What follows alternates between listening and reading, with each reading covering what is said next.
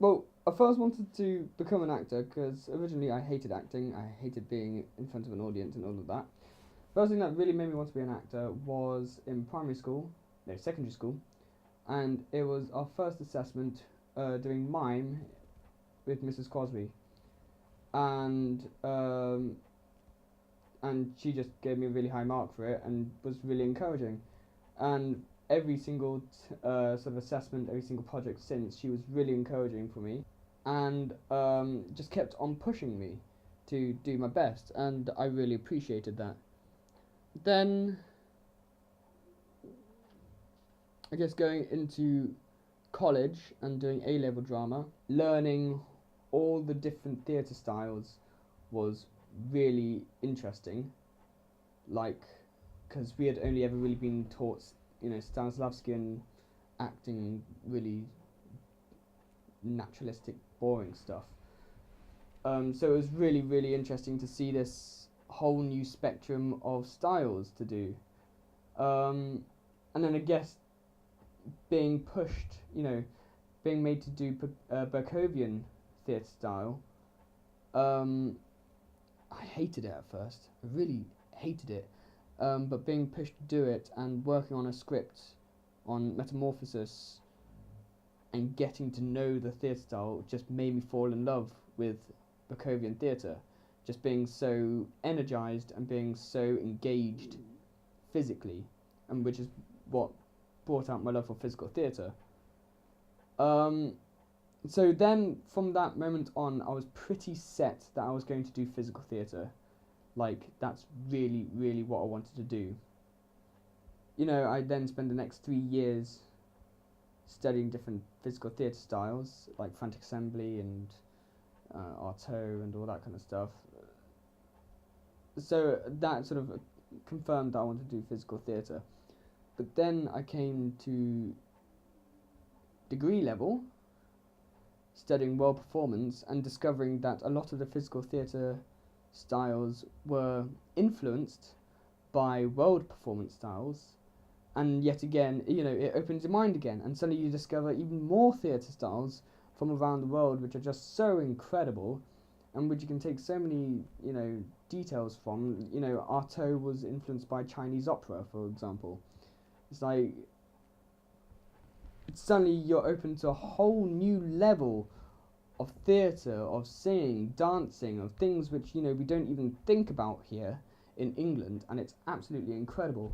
And then the thing that really confirmed in my head that I wanted to do acting was actually only last week when a lecturer, the head of our course, came in and he couldn't stay to do the lecture with us. So what he did was he put on a documentary, and it was a documentary on the making of and the production of uh, Kevin Spacey's Richard III, and the fact that it was put on in like so many theatres around the world, and watching the process, watching them travel around the world performing this play every night, being engaged with it every night, working with the same people in these beautiful places around the world, that confirmed that I'm definitely doing the right thing, because literally they showed me what I want my life to be in the space of like an hour and a half in a documentary.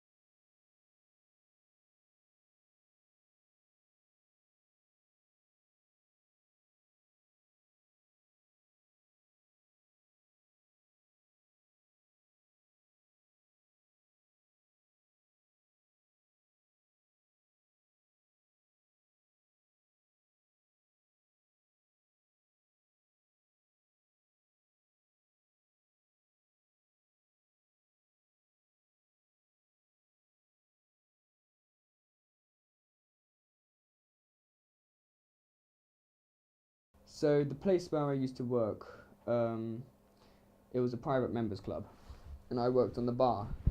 And the private members club was in a converted convent.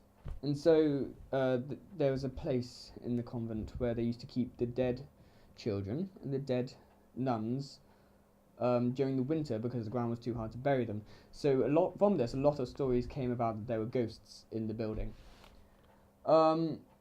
One time I was having to shut down, and I had cleaned the bar and everything, and I was just in the process of leaving, and I picked up the bags, and essentially you've got to turn off all the lights, then walk through the entire building to the exit. So I turned off all the lights, and the guard dog was with me, and walking me out. And I was closing the doors as I went back, and then just as I got to the entrance, I realised that there was some paperwork that I still hadn't done. And I thought, oh, Christ's sake, well, I can't be asked to turn all the lights on. So I just put the torch on my phone and go back and fill out the forms. So I went back, walking through this entire building, and the guard dog had come with me. I put the phone down facing upwards so that the light was shining upwards, and so that I could still see the forms that I had to fill out, but it wasn't like I didn't have to hold it in position. So I was filling out the forms, and I could see out of the corner the guard dog was sat watching me. And I was filling out these forms, and then suddenly he froze, just turned to a statue, and he looked directly above my head where the light was pointing. He stared at it, and then he started growling and snarling and started backing away, and he did not take his eyes off directly above my head, and he was backing away. And in my head I was just going, Keats, don't do this to me. His name was Keats. Keats, don't do this to me, don't freak me out. And I started filling out the forms as quick as possible, and I was like, do not look up, do not look up, do not look up.